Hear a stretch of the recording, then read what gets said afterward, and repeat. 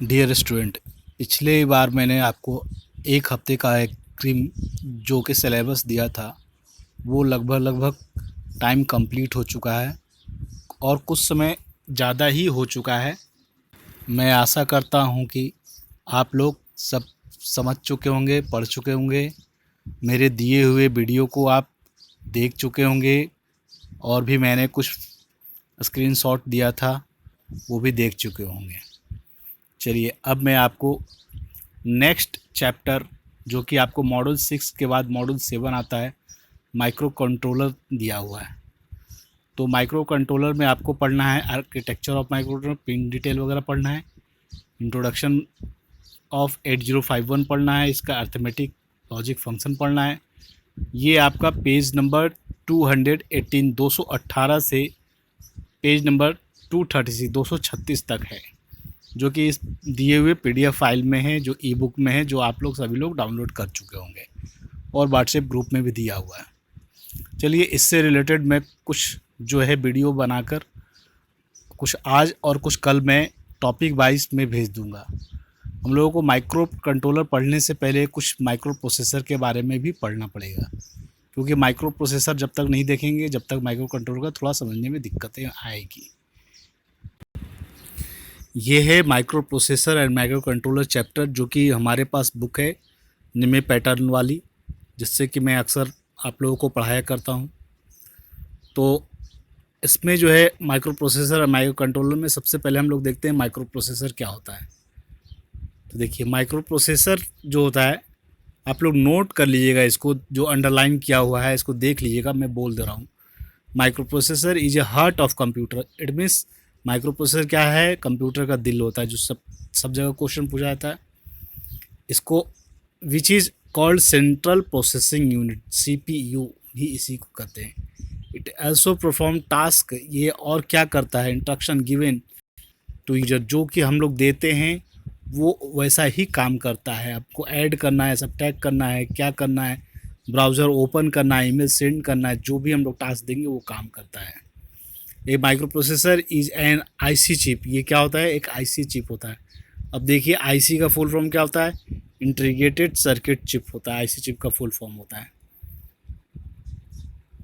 सब नोट कर लीजिएगा आप, ठीक है। देखिए ये नीचे अंडरलाइन किया हुआ, the first micro processor introduced in, पहला माइक्रो प्रोसेसर कब बना था, तो ये पहला माइक्रो प्रोसेसर 1971 में इंटेल के द्वारा बनाया गया था, जिसका नाम था 4004। ये पहला माइक्रो, जो कि ये यूजफुल नहीं था। तो सबसे पहला यूजफुल जो आया था एंड यूजफुल जो आया था 8080 आया था, जो कि उसमें भी कुछ ड्रॉबैक आ गया था। उसमें 3 पावर सप्लाई की ज़रूरत पड़ता था, और उसमें क्या था कि अलग से एक एक्स्ट्रा क्लॉक पल्स की ज़रूरत पड़ता था, जो कि वो भी ज़्यादा सक्सेसफुल नहीं हुआ। उसके बाद जो मोस्ट सक्सेसफुल आया, जो कि हम लोग ज़्यादातर यूज किए, बहुत सालों तक कंप्यूटर में यूज हुआ है, वो आया था 8085, जो कि 8085 ही सबसे इम्पॉर्टेंट माना जाता है। अभी तक के लिए हमको माइक्रो प्रोसेसर के बेस माना जाता है, जो कि सभी को पढ़ना रहता है, और ज़्यादातर 8085 से ही ज़्यादातर क्वेश्चन पूछे जाते हैं। और उसके बाद आपका जो आएगा माइक्रो कंट्रोलर से क्वेश्चन आता है, ठीक है। चलिए देखते हैं, इसमें कुछ टॉपिक दिया हुआ है। सेकंड पॉइंट है एलएसआई एंड वीएलएसआई में क्या डिफरेंस है। तो एलएसआई का फुल फॉर्म तो लार्ज स्केल इंटीग्रेशन, और वीएलएसआई का होता है वेरी लार्ज स्केल इंटीग्रेशन। ये 2 बार क्वेश्चन पूछा चुका है। एलएसआई के फुल फॉर्म और वीएलएसआई का फुल फॉर्म कई बार पूछ चुका है, देख लीजिएगा। एलएसआई और वीएलएसआई में अंतर दिया हुआ है। तो कहते हैं a chip on which number of logic gate, एक ऐसा चिप जिसके पास बहुत सारा लॉजिक गेट लगा हुआ है, and gate, nand gate, not gate, और भी कई, तो उसको हम लोग कहेंगे एलएसआई और वीएलएसआई कहेंगे। एक ही सर्किट बोर्ड के ऊपर, माने एक प्लेट के ऊपर बहुत सारा चीज़ लगा हुआ है एक ही चिप के अंदर में। These are following given types, तो उसको हम लोग कहते हैं एलएसआई वीएलएसआई। अब उसमें भी हम लोग देख रहे हैं कितने टाइप के होता है। तो एक होता है एसएसआई, स्मॉल स्केल इंटीग्रेशन। इसमें देखिए it contain up to 12 logic gate. एक ऐसा सर्किट, एक ऐसा प्लेट या मदरबोर्ड टाइप पे होता है जिसमें बहुत सारा होता है ना कंप्यूटर का, उसी तरह एक ऐसा जिसमें 12 लॉजिक गेट कंटेन करता है, उसको स्मॉल स्केल कहते हैं। मीडियम स्केल जिसमें क्या इट कंटेन मोर देन 12, जिस 12 से ज़्यादा और 100 लॉजिक गेट से कम, तो उसको MSI मीडियम। और LSI का था लार्ज, जिसमें 100 से ज़्यादा और 400 से कम लॉजिक गेट हो, तो क्या होता है लार्ज स्केल। और VLSI, ये very large scale, it contain more than 400 and up to several thousand, माने 1 लाख से भी कम हो सकता। सोचिए कि VLSI कितनी बड़ी, एक ऐसा मतलब कि बोर्ड डिवाइस जिसके ऊपर लाखों कंपोनेंट एक साथ कनेक्ट करके हम एक सिंगल चिप बना दिया गया हो, जो कि सारा तरह के काम करता हो, उसको कहता हूँ VLSI। तो इस सब में SSI, MSI, VLSI सब का आपका पूछा था।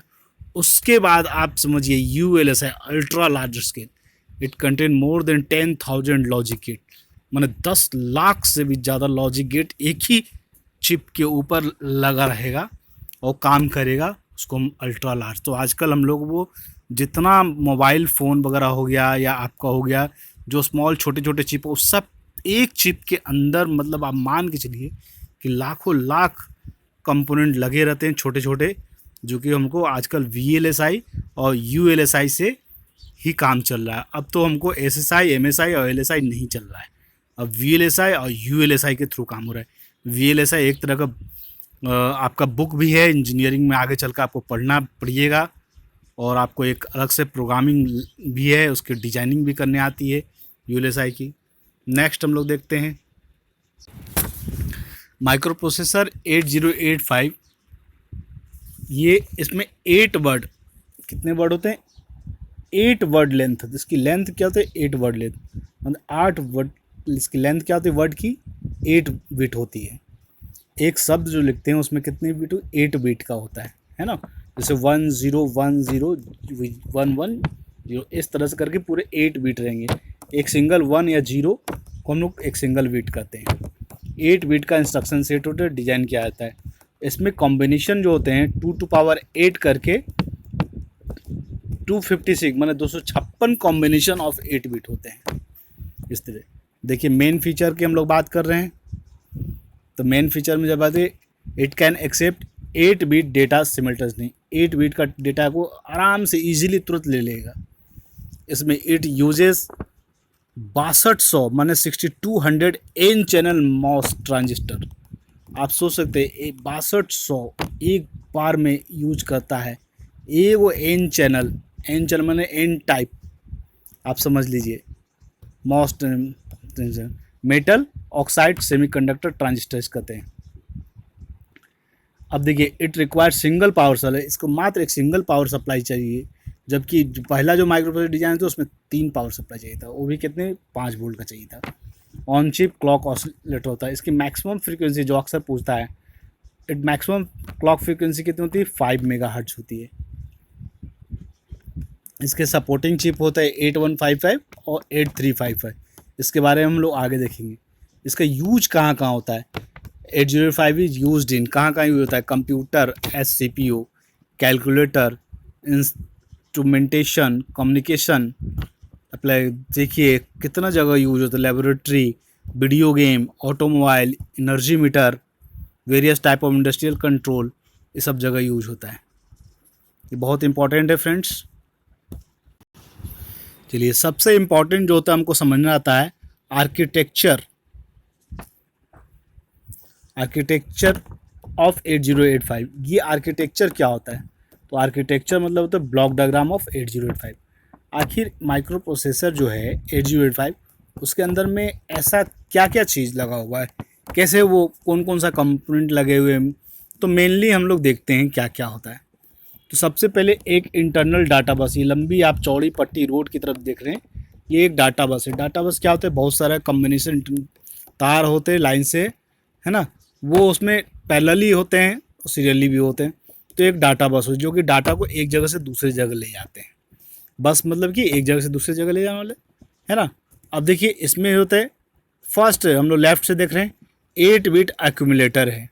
तो देखिए ये एक्यूमुलेटर मतलब AC एक्यूमुलेटर रजिस्टर है, तो ये कितने बिट का है 8 बिट का, ध्यान रखिएगा। उसके बाद 8 बिट टेम्प्रोरी रजिस्टर, एक टेम्प्रोरी रजिस्टर होता है जो कि भी 8 बिट का। एक फ्लैग फ्लिप फ्लॉप होता है, ठीक है, जो कि 5 तरह के होते हैं। देखिए 8 बिट इंस्ट्रक्शन रजिस्टर होते हैं, ठीक है, फिर 8 बिट ALU होता है। देखिए एक्यूमुलेटर जो है, जो भी काम करता है उसको ALU को देता है। ALU क्या होता है? अर्थमेटिक लॉजिक यूनिट, जो अक्सर आपको पूछा जाता है। फिर 8 बिट टेम्प्रोरी रजिस्टर भी क्या करता है? ALU को देता है। ALU प्लस माइनस करके फिर डाटा में भेज देता है।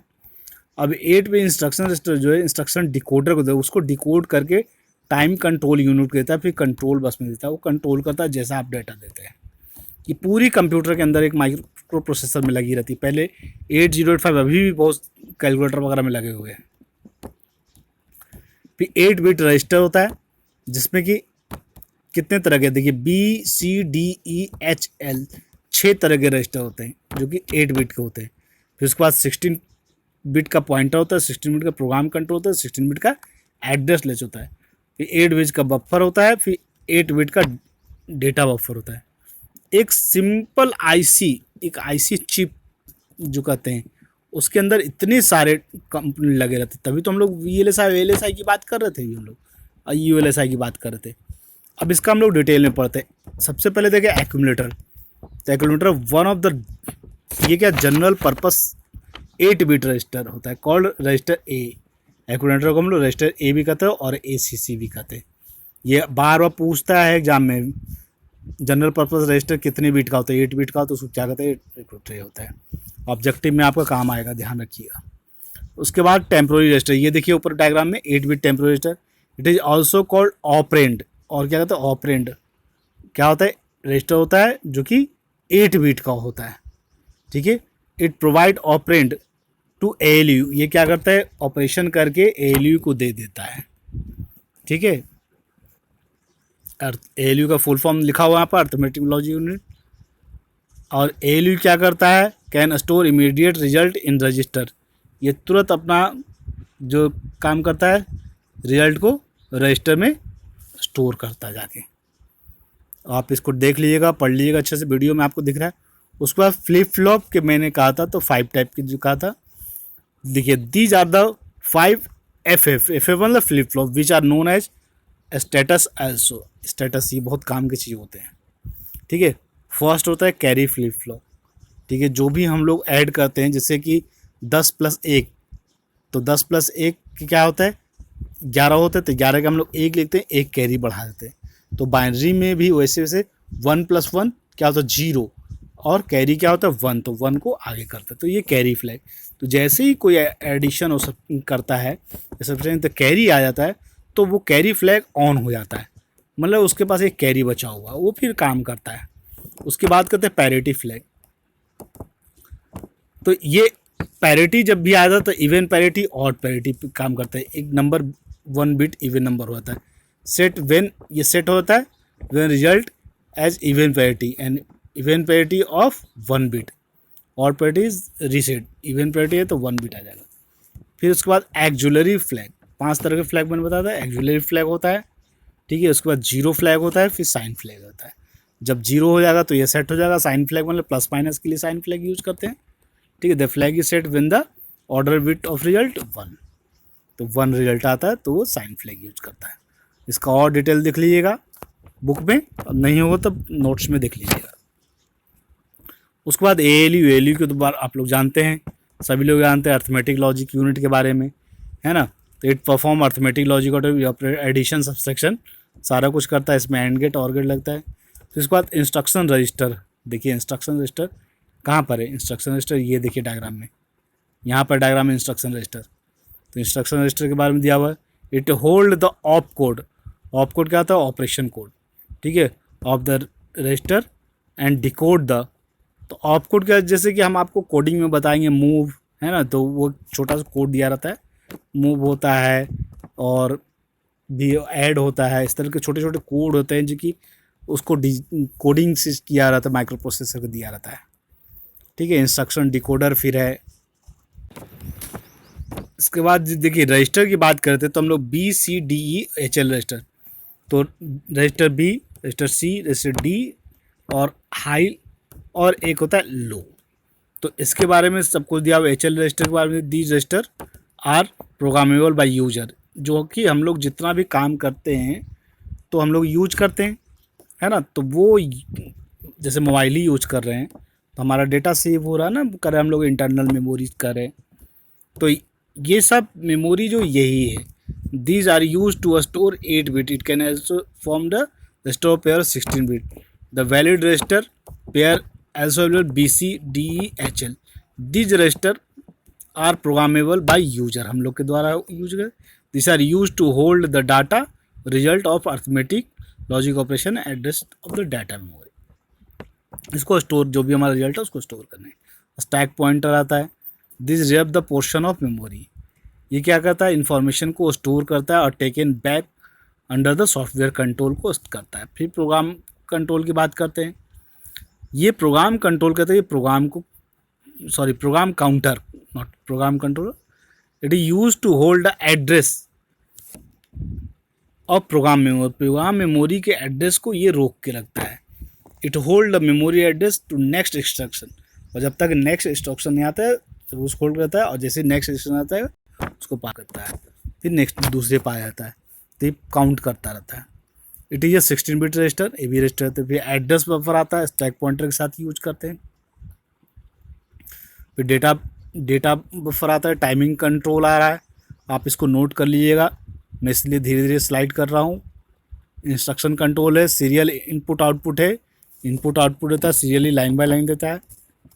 अब इम्पॉर्टेंट आता है आपको pin diagram, pin out of 8085। तो पिन डायग्राम के लिए हम लोग इस तरफ आ जाते हैं। ये देखिए एक सिंगल चिप, जो हम लोग आईसी कहते हैं, जनरल आईसी, तो ये आईसी है। आईसी में जनरली 40 पिन होते हैं, 40 पिन होते हैं, 20 pin left side, 20 pin right side. तो सारे पिन नंबर 1 2 3 4 5 6 7 9 10 करके पूरे वो 40 दिया होता है। देखिए पिन 40 पे VCC, माने कि हम लोग 5 वोल्ट सप्लाई कर रहे हैं, ठीक है। ये पिन नंबर 12 से पिन नंबर 19 एड्रेस डेटा के लिए, एड्रेस का काम यहाँ से करता है। एड्रेस 0 AD0 AD2 इधर दिया हुआ है, ठीक है। अब ये देखिए, ये आपका इधर सब कुछ दिया हुआ है।